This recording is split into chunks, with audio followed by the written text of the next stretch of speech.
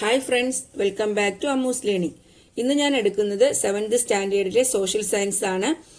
അതിലെ 3rd chapter resistance and the first war of independence ആണ് നമ്മൾ പഠിച്ചുകൊണ്ടിരുന്നത്. അതിന്റെ 3rd പാർട്ടാണ് ഇന്ന് എടുക്കുന്നത്. മുൻപത്തെ 2 പാർട്ടുകൾ കാണാത്തവർ അതുകൂടി കാണുക. കഴിഞ്ഞ ക്ലാസ്സിൽ നമ്മൾ പറഞ്ഞു നിർത്തിയത് റെബല്യൻസ് ഇൻ കേരളയാണ് അല്ലെ, കേരളത്തിലെ വിപ്ലവങ്ങളാണ്. പഴശ്ശി റിവോൾട്ടിനെ പറ്റി പറഞ്ഞു, പഴശ്ശിരാജ നേതൃത്വം കൊടുത്ത പഴശ്ശി റിവോൾട്ടിനെ പറ്റി പറഞ്ഞു. പിന്നെന്താ, ട്രാവൻകൂറിൽ ആന്റി ബ്രിട്ടീഷ് റിവോൾട്ട് നയിച്ചത് ആരായിരുന്നു? വേലുത്തമ്പി ദളവയായിരുന്നു. കൊച്ചിയിലെ മിനിസ്റ്ററായ പാലിയത്തച്ഛന്റെ അസിസ്റ്റൻസും അദ്ദേഹത്തിന് ഉണ്ടായിരുന്നു.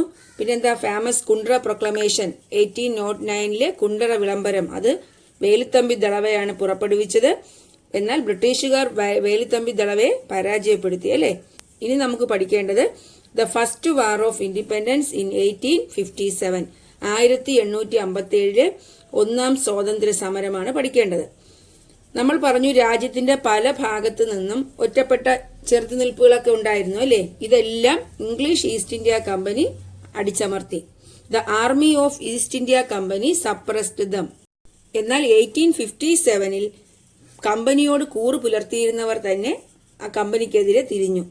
The Indian soldiers in the British army and the king who lost their hereditary rights as per the doctrine of lapse were the main leaders of the revolt. എന്താണ്, British ആർമിയിലെ Indian സോൾജിയേഴ്സിനെ ഷിപായിമാർ എന്നാണ് അറിയപ്പെട്ടിരുന്നത്. എന്താണ് ഷിപായിമാർ, സെപ്പോയ്സ്. ഈ ഇന്ത്യൻ സോൾജിയേഴ്സ് ആയ ഷിപായിമാരും അതുപോലെ പാരമ്പര്യ അവകാശങ്ങളൊക്കെ നഷ്ടപ്പെട്ട, നമ്മൾ ഡോക്ട്രൈൻ ഓഫ് ലാബ്സ് പഠിച്ചല്ലോ കഴിഞ്ഞ ചാപ്റ്ററിൽ, ദത്തവകാശ നിരോധന നിയമം, അതുപ്രകാരം രാജ്യത്തിലെ പാരമ്പര്യ അവകാശങ്ങൾ നഷ്ടപ്പെട്ട നാട്ടുരാജാക്കന്മാരുമൊക്കെ ആയിരുന്നു ഈ റിവോൾട്ടിന്റെ മെയിൻ ലീഡേഴ്സ്. മനസ്സിലായല്ലോ. അപ്പോ who were the main leaders of the revolt 1857? 1857 റിവോൾട്ടിന്റെ ലീഡേഴ്സ് ആരൊക്കെയായിരുന്നു? The Indian soldiers in the British army, sepoys, and the kings who lost their hereditary rights as per the doctrine of lapse were the main leaders of the revolt. മനസ്സിലായല്ലോ. ഈ first war of ഇൻഡിപെൻഡൻസിലോട്ട് അവരെ നയിച്ച കാരണങ്ങൾ എന്താണ്? The living conditions of sepoys were miserable and they had to lead a hard life. ഈ ആർമിയിൽ Indian സോൾജിയേഴ്സിന്റെ ജീവിതം miserable, ദുരിതപൂർണമായിരുന്നു അല്ലെ. ഫസ്റ്റ് വാർ ഓഫ് ഇൻഡിപെൻഡൻസിനുള്ള കാരണങ്ങൾ എന്തൊക്കെയായിരുന്നു? എക്കണോമിക് കോസസും ഉണ്ട്, ഇമ്മീഡിയറ്റ് കോസസും ഉണ്ട്. എന്താണ് economic causes? What were the economic causes of the first war of independence broke out in 1857? എന്തൊക്കെ പറയാം? മീഗർ വേജസ്, അവരുടെ ശമ്പളം എങ്ങനെയായിരുന്നു? തുച്ഛമായ ശമ്പളമായിരുന്നു. പ്രൊലോങ്ഡ് വർക്കിംഗ് അവേഴ്സ്, ഒരുപാട് വർക്കിംഗ് അവേഴ്സ്, അവർക്ക് ഒരുപാട് സമയം ഡ്യൂട്ടി ചെയ്യണമായിരുന്നു. ഡെനിയിങ് ലീവ്, അവർക്ക് ലീവ് അനുവദിച്ചിരുന്നില്ല. Slave like treatment by superior officials, superior officials, ഉയർന്ന ഉദ്യോഗസ്ഥർ അവരെ അടിമകളെ പോലെയാണ് കണ്ടിരുന്നത്. പുവർ ക്വാളിറ്റി ഫുഡ്, അവിടുത്തെ ഫുഡ് എങ്ങനെയായിരുന്നു? പുവർ ക്വാളിറ്റി ഫുഡായിരുന്നു. മനസ്സിലായല്ലോ. അപ്പോൾ ഫസ്റ്റ് വാർ ഓഫ് ഇന്ത്യൻ ഇൻഡിപെൻഡൻസിനുള്ള കോസസിൽ എക്കണോമിക് കോസസ് ആണ് ഞാൻ പറഞ്ഞത്. Meagre wages, prolonged working hours, denying leave, slave like treatment by superior officials, poor quality food. ഇത്രയും എക്കണോമിക് കോസസ് ഉണ്ടായിരുന്നു എങ്കിലും ഈ സമരം പെട്ടെന്ന് പൊട്ടിപ്പുറപ്പെടാനുള്ള കാരണം എന്തൊക്കെയാണ്? ഇമ്മീഡിയറ്റ് കോസസ് എന്തൊക്കെയാണ്? ഈ പട്ടാളക്കാർക്കിടയിൽ ഒരു പുതിയ തരം എൻഫീൽഡ് തോക്കാണ് വിതരണം ചെയ്തത്. അപ്പോൾ അവിടെ ഒരു റൂമർ ഉണ്ടായി. എന്താണ്? പശുവിന്റെയും പന്നിയുടെയും കൊഴുപ്പ് കൊണ്ടുണ്ടാക്കിയ വെടിയുണ്ടകളാണ് ആ തോക്കിൽ ഉപയോഗിക്കുന്നതെന്ന rumour. The cartridges to be used in this gun were greased with the fat of cows and pigs. അതുപോലെ തന്നെ അവർക്കിടയിൽ വിതരണം ചെയ്യുന്ന ബ്രെഡിൽ വീറ്റ് പൗഡറിനോടൊപ്പം എല്ലുപൊടി കൂടി ചേർത്തിട്ടുണ്ട് എന്ന റൂമറും പരന്നു. ഇതൊക്കെയാണ് അവരെ കലാപത്തിന് പ്രേരിപ്പിച്ചത്. അതിൽ മംഗൾ പാണ്ഡെ ആയിരുന്നു first Indian soldier to protest. ഇതിനെതിരെ പ്രതിഷേധിച്ച ഫസ്റ്റ് ഇന്ത്യൻ സോൾജിയർ ആരായിരുന്നു? മംഗൾ പാണ്ഡെ. ഫസ്റ്റ് രക്തസാക്ഷിയും ഒന്നാം സ്വാതന്ത്ര്യ സമരത്തിലെ ആദ്യത്തെ രക്തസാക്ഷിയും ആരായിരുന്നു? മംഗൾ പാണ്ഡെ. അപ്പോൾ അടുത്ത question, what were the immediate causes of the first war of independence? First war of ഇൻഡിപെൻഡൻസിനുള്ള ഇമ്മീഡിയറ്റ് കോസസ് ചോദിച്ചാൽ എന്തൊക്കെ എഴുതും നിങ്ങൾ? The company supplied a new type of Enfield rifle to the sepoys. There was a rumor that the cartridges to be used in this gun were greased with the fat of cows and pigs. Another rumor was that the bread supplied to the sepoys was made from wheat flour mixed with bone powder. This provoked them to rebel. മനസ്സിലായല്ലോ. Mangal Pandey was the first Indian soldier to protest. ഞാൻ നിങ്ങൾക്ക് തന്നിരിക്കുന്നത് economic causes പ്രത്യേകം, immediate causes പ്രത്യേകം. അങ്ങനെ അല്ലാതെ what were the causes of the first war of independence എന്ന് ചോദിച്ചാൽ നിങ്ങൾ എന്ത് ചെയ്യണം? ഇത് രണ്ടും കൂടെ ചേർത്താണ് എഴുതാൻ. എക്കണോമിക് കോസസ് എന്ന് ഹെഡിങ് കൊടുത്ത് അത് എഴുതുക, ഇമ്മീഡിയറ്റ് കോസസ് എന്ന് ഹെഡിങ് കൊടുത്ത് അതിന്റെ ആൻസർ എഴുതുക. മിലിറ്ററി ഒഫീഷ്യൽസിനെതിരെ, മിലിറ്ററി ഉദ്യോഗസ്ഥർക്കെതിരെ ഈ ഓർഗനൈസ്ഡ് റിവോൾട്ട് സ്റ്റാർട്ട് ചെയ്തത് എവിടെയാണ്? മീററ്റാണ്. മീററ്റിലാണ് ഒന്നാം സ്വാതന്ത്ര്യ സമരം പൊട്ടിപ്പുറപ്പെട്ടത്. ഇമ്പോർട്ടന്റ് ക്വസ്റ്റ്യൻ ആണ്, ചോദിക്കുന്നതാണ്. Where was an organised revolt against the military official started? എവിടെയാണ്? ഇൻ മീററ്റ്. മനസ്സിലായല്ലോ. ഈ സോൾജിയേഴ്സ് ഡൽഹിയിലെത്തിയിട്ട് അവിടുത്തെ ലാസ്റ്റ് മുഗൾ റൂളറായ ബഹദൂർ ഷാ രണ്ടാമനെ ഇന്ത്യൻ എംപററായി പ്രഖ്യാപിച്ചു. മനസ്സിലായോ? Soldiers reach Delhi and proclaim the last Mughal ruler Bahadur Shah second as the emperor of India. The revolt spread to different parts of north India. North ഇന്ത്യയിലെ പല ഭാഗത്തും ഈ റിവോൾട്ട് സ്പ്രെഡ് ചെയ്തു. The rulers of princely States who had lost their power also join the rebellion.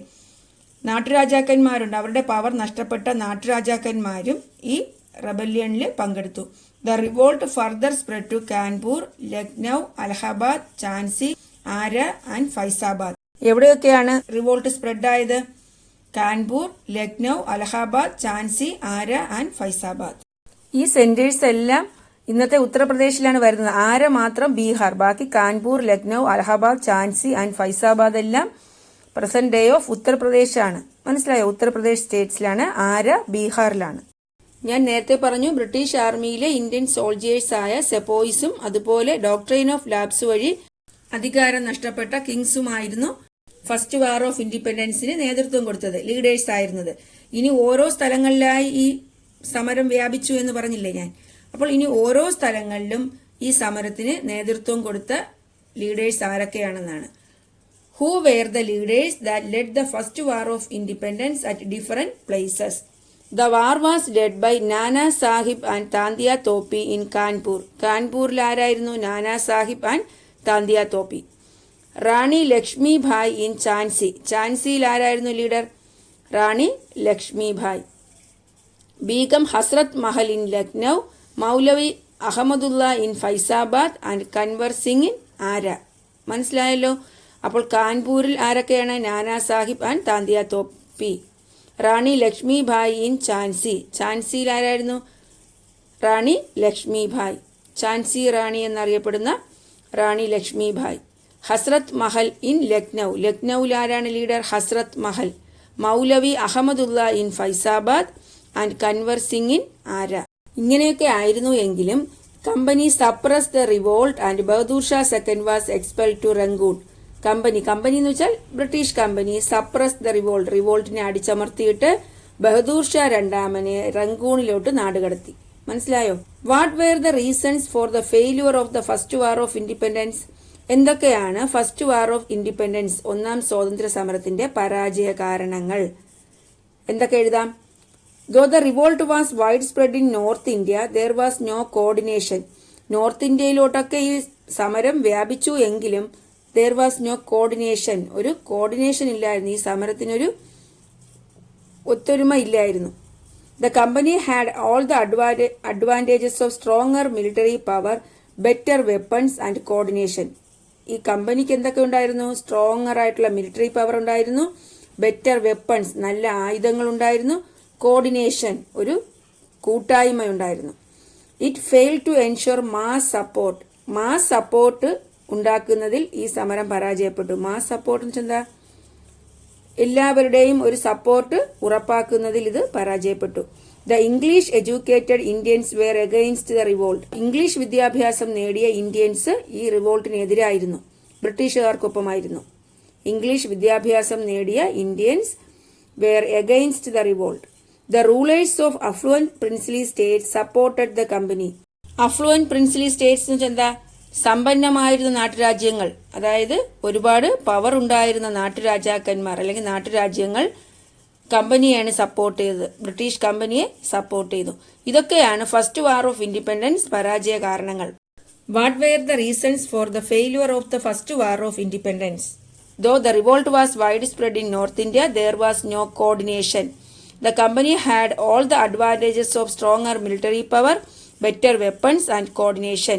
It failed to ensure mass support. The English-educated Indians were against the revolt.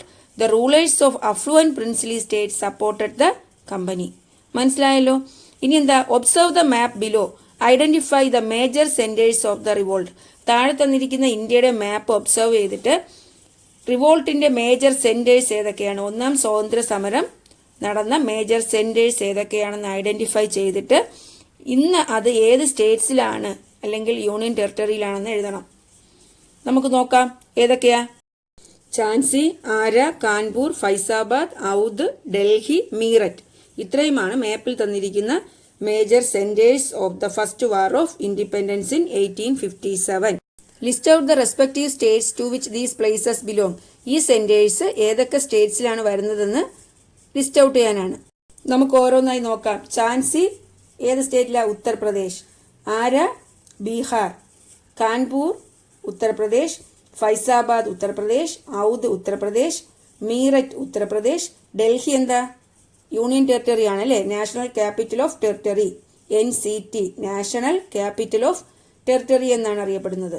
Even though the revolt failed, it was the first mass revolt against the company rule. ഈ revolt പരാജയമായിരുന്നു എങ്കിലും company റൂളിനെതിരെയുള്ള first mass revolt, first സംഘടിത revolt ആയിരുന്നു ഈ first war of independence എന്ന് പറയുന്നത്. അതുകൊണ്ട് തന്നെ so the revolt is considered as the first war of Indian independence. Indian ഇൻഡിപെൻഡൻസിലെ ഫസ്റ്റ് വാർ എന്നറിയപ്പെടുന്നത് ഈ 1857 റിവോൾട്ടാണ്.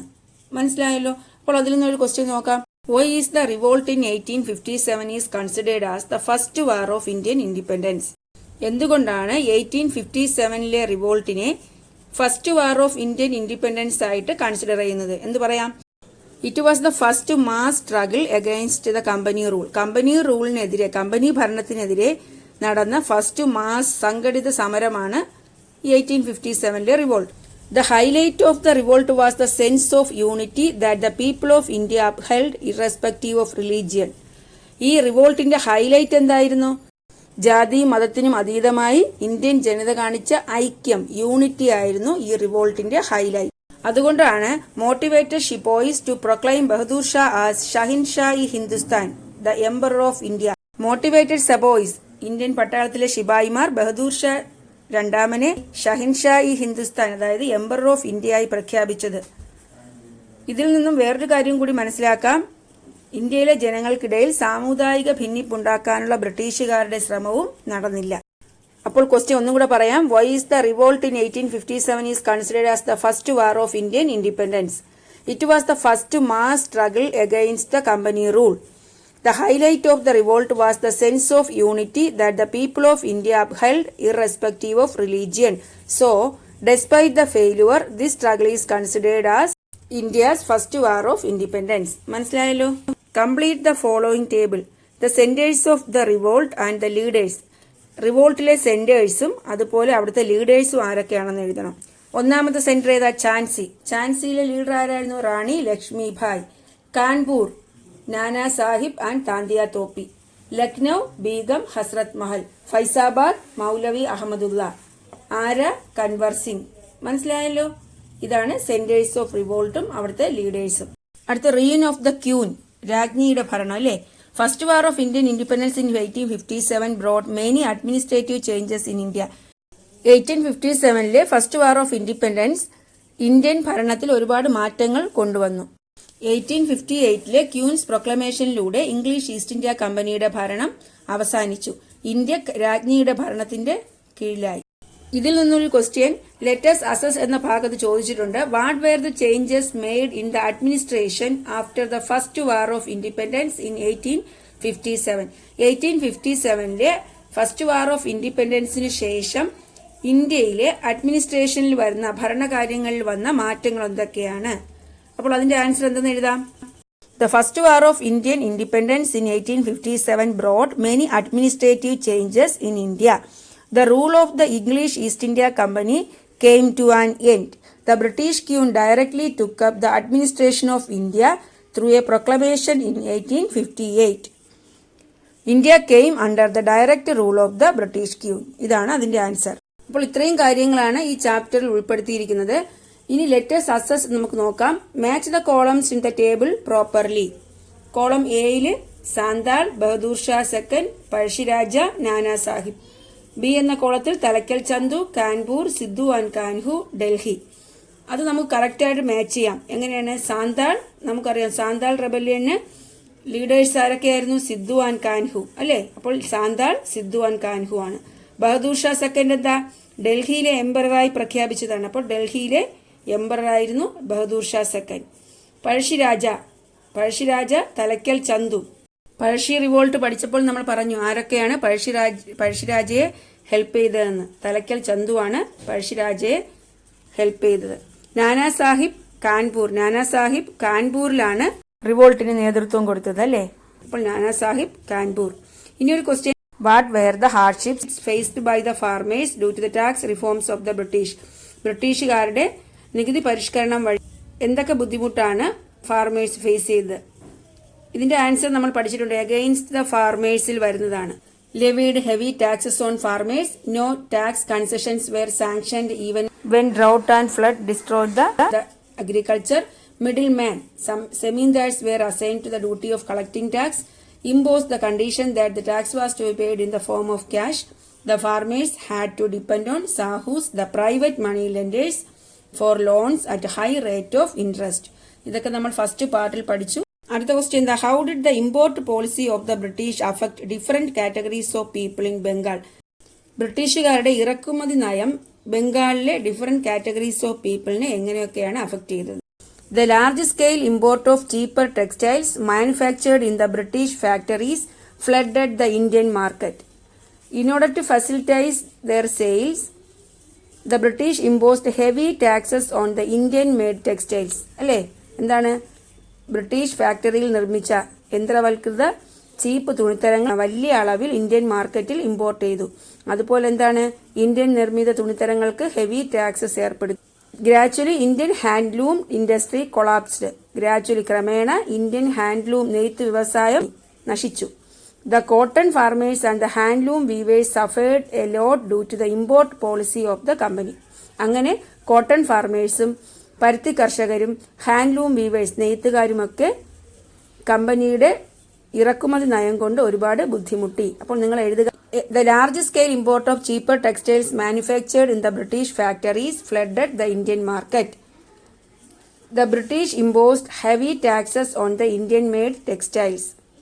The cotton farmers and the handloom weavers suffered a lot due to the import policy of the company. ഇപ്പോൾ ഈ chapter കഴിഞ്ഞു. ഇനി നമുക്ക് അടുത്ത് ഇതിൽ നിന്നുള്ള പ്രീവിയസ് എക്സാം ക്വസ്റ്റ്യൻ ആൻസർ പഠിക്കണം.